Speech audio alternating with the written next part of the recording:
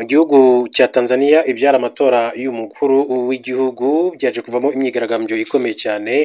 Abaturage mu mijyi itandukanye Dar es Salaam ndetse n'ibindi bice bitandukanye by'igihugu cya Tanzania bakomeje kwirara mu mihanda, ari nako bakora ibikorwa navuga ko ari ibikorwa by'urugomo bikurikiye amatora y'umukuru w'igihugu ndetse n'abagize inteko ishinga amategeko. Ariko kandi nkubwire ko inteko ishinga amategeko y'Uburayi yamaganye amatora yo muri Tanzania. Ku itariki ya 30 Ukwakira 2025 inteko ishinga amategeko y'Uburayi European Parliament yatangaje ko amatora rusange muri Tanzania atabaye mu buryo buboneye, ivuga ko ataranzwe n'ubwisanzure ndetse n'ubutabera.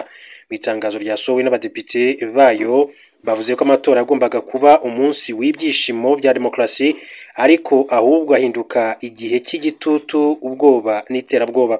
Itangazo ryabo rigira riti ibyo byabaye si amatora yisanzuye kandi atabogamye. Uburiganya ntabwo bwatangiriye ku isanduku y'itora, bwatangiye amezi menshi mbere y'amatora.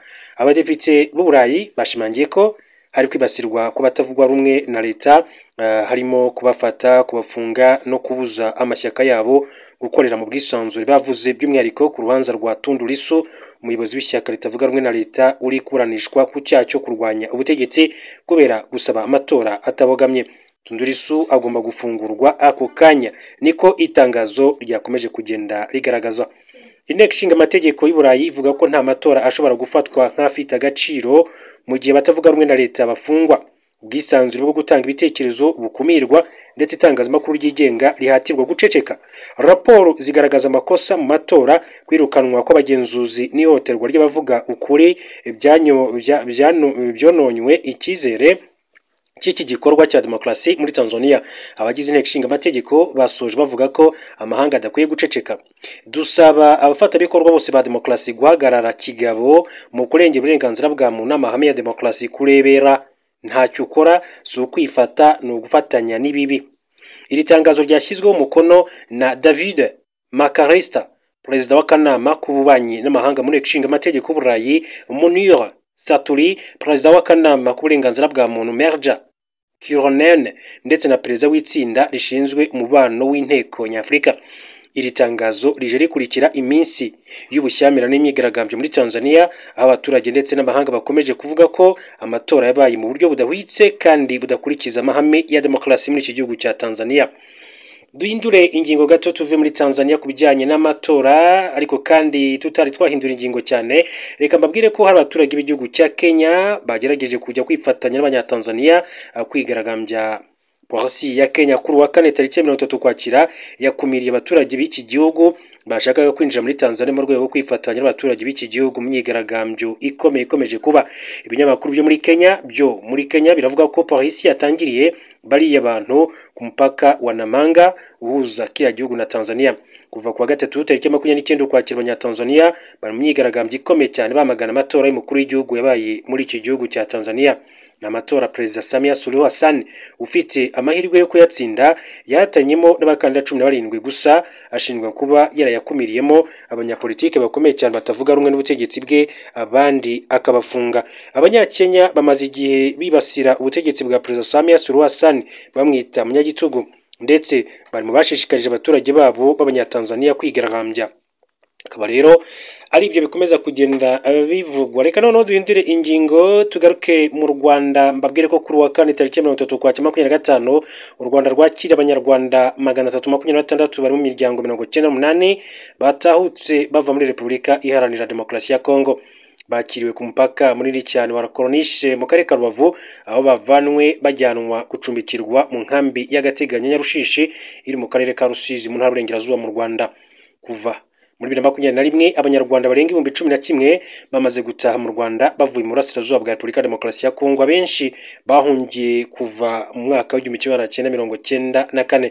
Aha mu karere ka Rubavu rero bakiriwe na Vice Mayor ushinzwe imibereho myiza y'abaturage Ishimwe Pacifique, ubashimiye ko bagarutse mu rwababyaye, abasaba kwisanga no gufatanya n'abandi mu iterambere ry'igihugu cy'u Rwanda.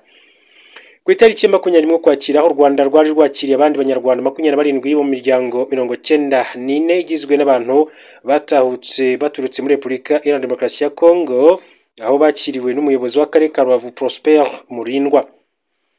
Reka rero mbabwire ko mu yandi makuru akomeza kugenda avugwa duce muri Repubulika Iharanira Demokarasi ya Kongo, mbabwire ko Perezida Felix Antoine Tshisekedi wa Repubulika ya Demokarasi ya Kongo yamenyesheje abaturage batuye mu ntara za Kivu y'Amajyaruguru n'iy'Amajyepfo, by'umwihariko mu duce tugenzurwa n'umutwe wa M23 ko leta ye itigeze ibibagirwa, abaha isezerano ry'uko bari mu nzira zo kugera ku mahoro arambye. Felix Tshisekedi yatanze ubutumwa mu ijambo yagejeje ku baturage be rijyanye n'imyaka 29 ishize Musenyeri Christophe Munzihirwa wahoze ari umushumba Diocese Gatolika ya Bukavu yishwe arashwe. Yabwiye abaturage ba Kivu zombi ko ukwakira buri gihe guhora ari ukwezi kudasanzwe kuri bo kuko hari byinshi kubibutsa.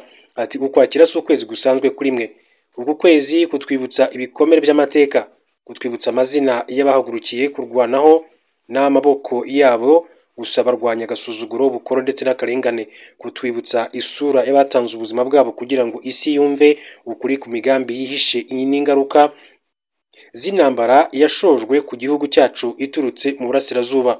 Felix Tshisekedi yavuze ko Musenyeri Munzihirwa wiciwe Bukavu tariki 29 Ukwakira umwaka w'1996 yabaye uwa mbere mu ruhererekane rurerure cyane rw'abanyekongo babarirwa mu mamiliyoni bapfuye bazira kuba abanyekongo no kurengera Repubulika Iharanira Demokarasi ya Kongo.